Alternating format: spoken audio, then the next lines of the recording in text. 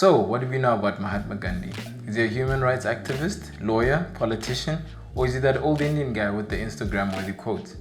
Well, you might be surprised to find that some people think he's a less than savory character. I'm Penyo, this is Joos AFRICA. Let's find out.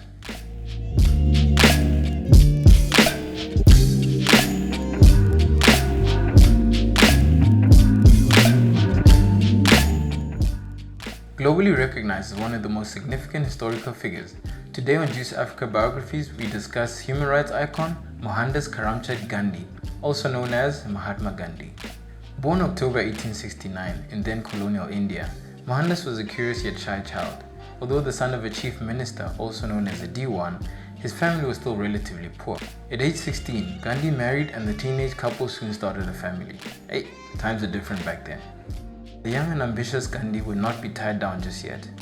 Despite the difficult circumstances, he would still find a way to study law in his colonial motherland at the University of London. However, his move abroad was met with resistance from his very conservative parents, primarily due to their concerns that the civilized world would present too much temptation for the young man. To this, Gandhi basically pinky promised that he wouldn't be corrupted by the free world, and so they let him pursue his dreams. Go figure. Gandhi was able to complete his studies, and by some accounts he was a lawyer with great potential. However, his shyness continued to plague him despite him taking public speaking classes. Because of this, he struggled to practice law even after returning to his homeland in 1891, a whole 71 years before Arthur Mufukati was born. Unfortunately, things hadn't changed for his compatriots since he left, most of whom are still subjected to degradation under British rule.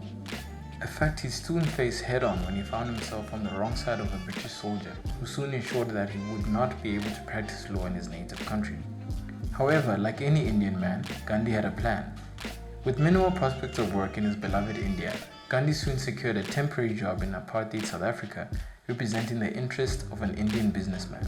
The year was 1893, and South Africa was a pretty interesting place. The forebears of slaves and indentured immigrants, the Indian population of South Africa lived under almost identical subjugation under apartheid government as did the black native Africans. This one fact would irk Gandhi so much so that he'd extend his 1-year stay on the continent by another 20 years, thus beginning his journey fighting for human rights. And the pinky promise to his mom? Who knows? After failing to thwart a bill by the South African government denying Indians voting rights, Gandhi became a unifying figure amongst the Indian community.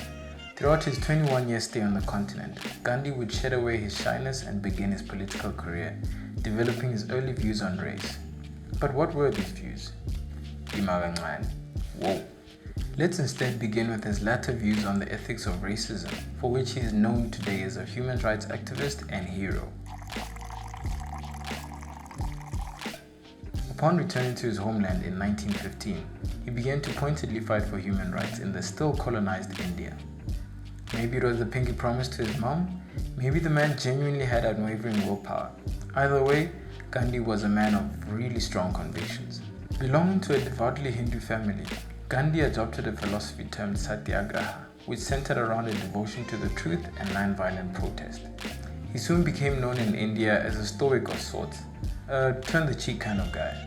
All of this, coupled with his unrelenting fight for the freedom of his people, led to him being given the honorific title Mahatma, which literally translates to the one with the great soul. Hyperbole anyone? From then on, he'd be known as Mahatma Gandhi, and he would go on to cement his name in the history books. Mahatma would become one of the most quoted historical figures of all time, giving us gems such as, "An eye for an eye ends up making the whole world blind. The weak can never forgive. Forgiveness is the attribute of the strong. And who can forget? You must be the change you want to see in the world. And of course, live your life as though it would be a storyteller's wildest dream." You didn't know that last one, did you? It's okay, I made it up. Anyway, Mahatma Gandhi continued to advocate for civil rights in his country, as well as the freedom of other people all over the world. He endured several stints in prison as well as World War II, undoubtedly further propelling his international recognition until his unfortunate assassination at the age of 78. So, where's all the racist stuff? This is where things become juicy. Let's roll it back to his pre-Mahatma time in South Africa. In his formative years, Gandhi's fight for human rights was strictly speaking a fight for Indian rights. His dismay at how Indians were treated as unfairly as black people is best summarized in this peach of a quote from one of his earlier writings.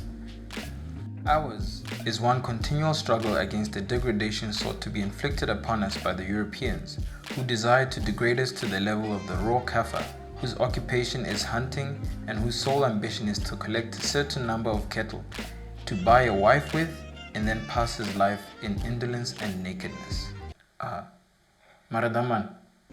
Through the greater part of his stay in South Africa, Gandhi continued to bless future generations with more unquotable quotes in his continued quest to prove that Indian people were closer to white people in heritage and therefore superior to black people.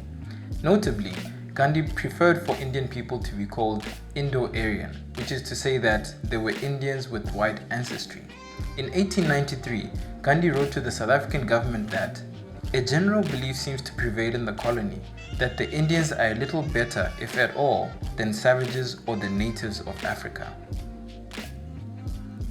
He went on to lobby for the rights of Indian South Africans while necessarily neglecting those of black South Africans, infamously demanding for a separate entrance to the Durban post office so that they do not have to use the same one as those pesky blacks. All these are facts that most history books have chosen to ignore, but not everyone has buried their head under the sand about the dark side of the iconic Mahatma. The South African duo Ashwin Desai and Ghulam Vahed attest to Gandhi's racism. After years of researching India's greatest export before M. Night Shyamalan, the two wrote a controversial book, The South African Gandhi, Stretcher Bearer of Empire. In the book, Gandhi's racially biased formative years in South Africa are explored in much greater detail than we have time for. And they aren't alone. It would seem that more and more people are learning of the Mahatma's past. In 2015, a statue of Gandhi was erected at the University of Ghana, and this was met with the heaving anger of students, which led to the statue's defacement and eventual removal, thus sparking the hashtag #GandhiMustFall. Nevertheless, statues of Gandhi and his memorials continue to adorn places all over the world, including here in South Africa. Gandhi's own grandson, Rajmohan Gandhi, who is also his biographer, concedes that his grandfather, when he arrived in South Africa as a 24-year-old briefless lawyer, was indeed at times ignorant and prejudiced about South African blacks. As late as 1906, having lived amongst the indigenous people of South Africa for 13 years, Gandhi still served on the side of the British colonialists when the Zulus started an uprising against them. He even won a couple of medals for it. It would seem that for all his stay on the continent, Gandhi maintained his disdain for the black struggle. Yet some sources claim that, while on the side of the British Army, Gandhi and his ambulance unit did attempt to help some injured Zulu soldiers on the battlefield. Who knows for sure? Concerningly, some activists and scholars have gone as far as to describe him as one of the fathers of apartheid. They argue that his presence in South Africa, fighting for Indian rights, helped institutionalize racist laws. But does that make him racist? I contend that it depends on how you look at the entirety of his life.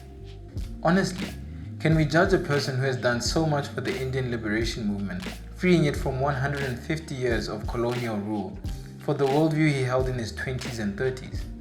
Is a complete about turn on one's strongly held opinions even possible? I think so. I'm sure I'm not the only one who cringes whenever Facebook shows me a status from years ago and I go, who the wrote this? And let's not get started on Twitter.